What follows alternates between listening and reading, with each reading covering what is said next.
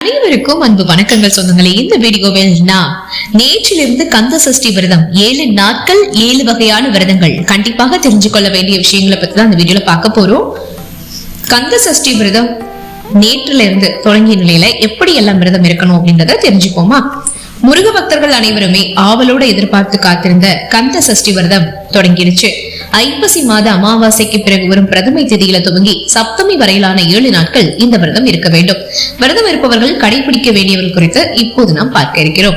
2025ஆம் ஆண்டுக்கான கந்த சஷ்டி விரதம் இன்று முதல் தொடங்கி வரும் 28ஆம் தேதி திருக்கல்யாணத்துடன் முடிவடைகிறது. 48 நாட்கள் மண்டல விரதம் இருப்பவர்கள் கடந்த மாதமே தொடங்கி இருப்பார்கள். ஆனால் பெரும்பாலான பெண்கள் இன்றுதான் தொடங்குவார்கள். பட்டினி விரதம் காலை மதியம் இரவு என ஏதேனும் 2 வேளை உணவு எடுத்துக்கொண்டு சிலர் விரதம் கடைபிடிப்பார்கள். ஒரு சிலர் 1 வேளை உணவை மட்டும் எடுத்துக்கொண்டு மீதமுள்ள 2 வேளையும் சாப்பிடாமல் இருப்பார்கள்.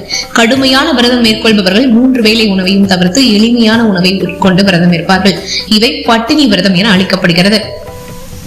பால் விரதம் மிக முக்கியமான விரதங்களில் ஒன்று இந்த பால் விரதம். சுவாமிக்கு அபிஷேகம் செய்த பாலை மட்டும் 1 கப் குடித்து விரதம் கடைபிடிப்பார்கள்.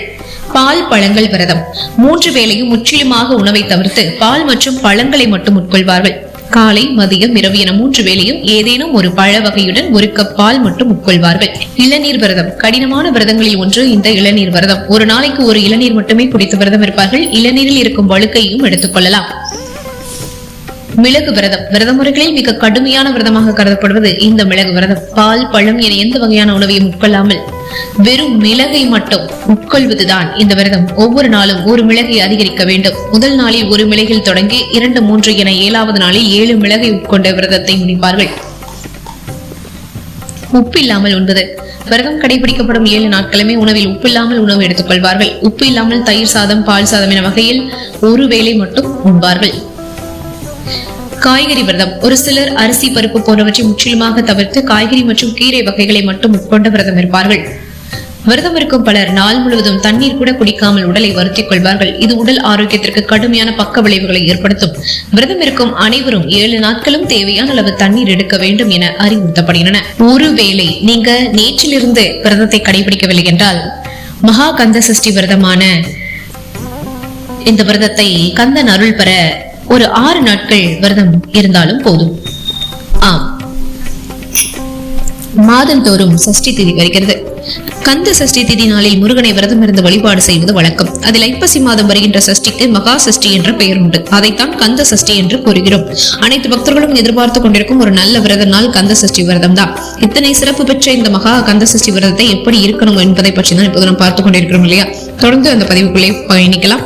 இந்த வருடத்தின் கந்த சஷ்டி விரதம் 22/10/2025 முதல், அதாவது இன்றிலிருந்து 27/10/2025 வரை கந்த சஷ்டி விரதம் இருந்து வழிபாடு செய்யலாம். பொதுவாக விரதம் என்பதற்கு காப்பது என்ற பொருள் உண்டு. அதாவது ஒரு செயலை முழு மனதோடு விடாமல் காப்பது என்ற அர்த்தம்.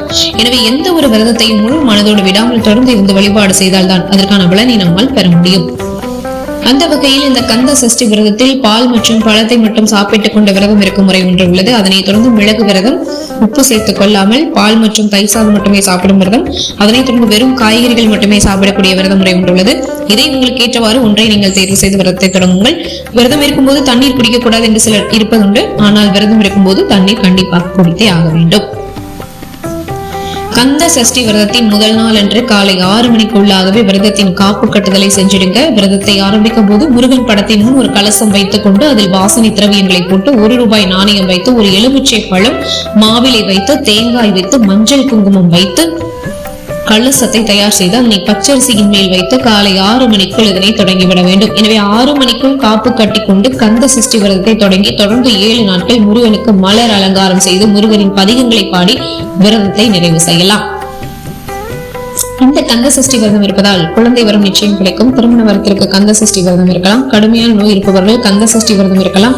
செல்வம் பெருக, வாழ்க்கையில் பிரச்சனை உள்ளவங்க, தொழில் விருத்தி அடைய, இந்த மாதிரி பல்வேறு பிரச்சனைகளுக்கு இந்த கந்த சஷ்டி விரதம் நிச்சயமாக பலன் அளிக்கும் என்று பக்தர்கள் மற்றும் ஆன்மீக தகவல்கள் தெரிவிக்குதுங்க. உங்களுக்கு ஏதாவது ஒரு விஷயம் நிறைவேறணும், நடக்கணும் அப்படின்னா, நிறைவேறாத ஆசைகள் இருந்ததுன்னா, அதுவும் நியாயமான கோரிக்கைகள் இருந்ததுன்னா கண்டிப்பாக முருகர்கிட்ட சொல்லி இந்த 6 நாள் விரதத்தை மேற்கொள்ளுங்க. கண்டிப்பாக உங்களுடைய வேண்டுதல் நியாயமா இருந்ததுன்னா நிச்சயமாக அது பலிக்கும். சரிங்களா? அதை முருகனே நடத்தி கொடுப்பார் அப்படின்னு சொல்லிட்டு இந்த வீடியோ நான் நிறைவு செஞ்சுக்கிறேன். உங்களுக்கு முருகர் ரொம்பவே பிடிக்கும்னா லைக் பண்ணுங்க, நிறைய பேருக்கு ஷேர் பண்ணுங்க. மேலும் இது போன்ற அருமையான ஆன்மீக தகவல்களுக்கு நீங்க பண்ணுடைய நம்மளுடைய சேனலை சப்ஸ்கிரைப் பண்ணி சப்போர்ட் பண்ணுங்க. அது மட்டும் இல்ல, கமெண்ட் பாக்ஸ்ல உங்களுக்கு முருகர் ரொம்ப பிடிக்கும்னு சொல்லியிருந்தீங்கன்னா அவருடைய நாமங்களை தயவு செஞ்சு கமெண்ட் பாக்ஸ்ல உச்சரிங்க, பதிவிடுங்க. அது உச்சரிச்சதுக்கு சமந்தான். மீண்டும் சந்திக்கலாம் சொந்தங்களே. நமது சந்திப்புகள் அனைத்தும் சந்தர்ப்பமாகும் பொழுது அதுவரை நன்றி, வணக்கம்.